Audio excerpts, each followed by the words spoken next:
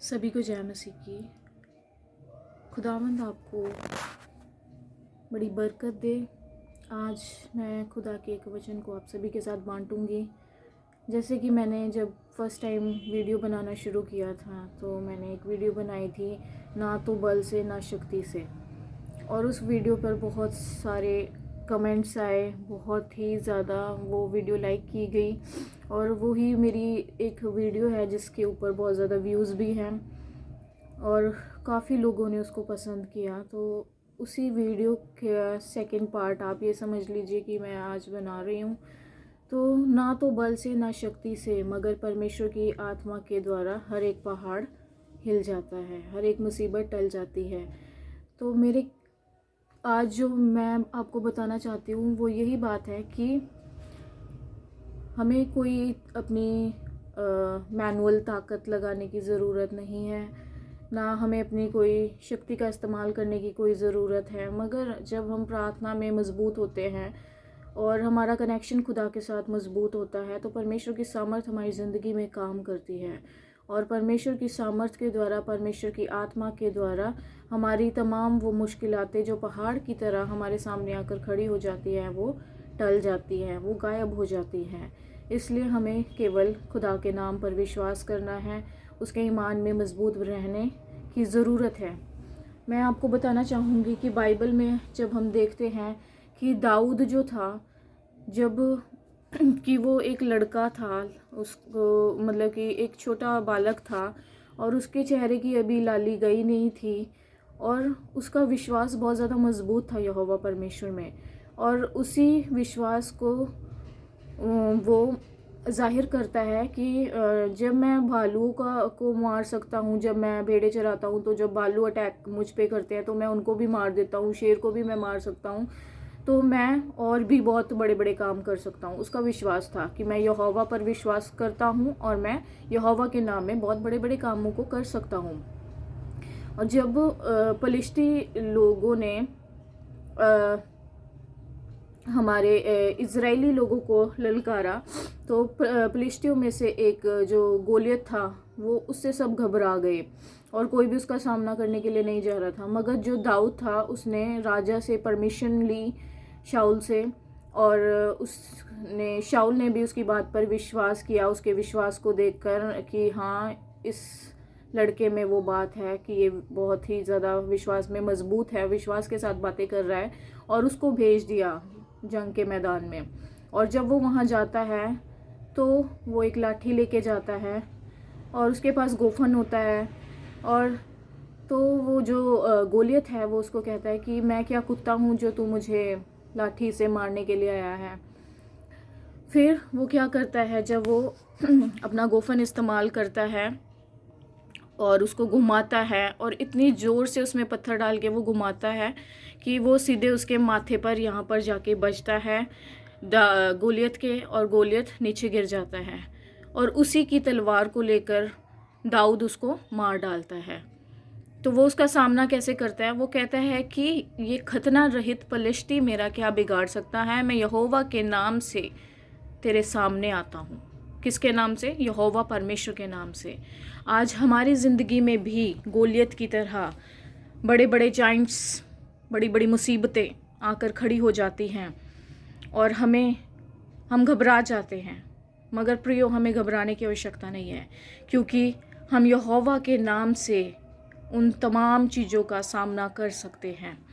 अगर हमारा विश्वास मजबूत है और हम खुदा में ईमान रखते हैं तो ये बड़ी बड़ी मुसीबतें हमारे आगे ढेर हो जाएंगी, क्योंकि ना तो बल से ना शक्ति से। दाऊद ने अपने बल का नहीं सहारा लिया, ना उसने किसी शक्ति का सहारा लिया अपनी, ना उसने कोई मैन पावर का सहारा लिया। वो इतना मजबूत नहीं था, वो इतना ताकतवर नहीं था, मगर परमेश्वर की आत्मा उसमें थी, और परमेश्वर की आत्मा जब उसमें थी उसने उसमें विश्वास किया खुदा के नाम में, और परमेश्वर की सामर्थ के द्वारा, परमेश्वर की आत्मा के द्वारा उसने उस खतना रहित पलिश्ती को ढेर कर दिया। उसी तरीके से जब हम देखते हैं कि मूसा जब इज़राइली लोगों को समुंदर पार कराने, लाल समुंदर पार कराना चाहता था, पीछे फ़िरौन के लश्कर थे और आगे लाल समुंदर था, ना तो वो पीछे जा सकते थे, ना वो आगे बढ़ पा रहे थे। मगर मूसा ने कोई अपनी मैन पावर का इस्तेमाल नहीं किया, ना उसने बल का इस्तेमाल करा, ना शक्ति का इस्तेमाल करा, मगर परमेश्वर की आत्मा ने उसको गाइड किया। परमेश्वर ने कहा कि ये लाठी समंदर में मार और जो समुंदर है वो 2 भाग हो जाएगा। उसने प्रार्थना की परमेश्वर की ओर अपनी निगाहें लगाकर, और यहोवा को याद करके जब उसने प्रार्थना की और लाठी को समुंदर में मारा तो समुंदर के 2 भाग हो गए और खुदावंद ने एक सूखा रास्ता अपने लोगों के लिए तैयार कर दिया। उसी रीति से अगर आज हमारा विश्वास भी मूसा की तरह, दाऊद की तरह मजबूत है, अगर नहीं है तो हमें बनाने की आवश्यकता है, उनकी तरह बनने की आवश्यकता है।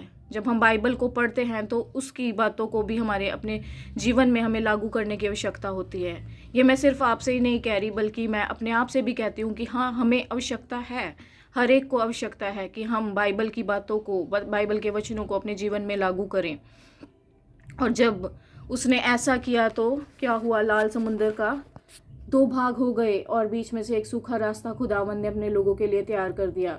तो आज खुदावंद भी, अगर आपको कोई रास्ता नहीं दिखाई दे रहा, आपके आगे भी मुश्किल है, पीछे भी मुश्किल है, आप मुश्किलों से घिरे हुए हैं, तो खुदावंद का वचन कहता है कि मेरी ओर निगाहों को लगा, मुझसे प्रार्थना कर और मैं तेरे लिए एक रास्ता तैयार करूँगा।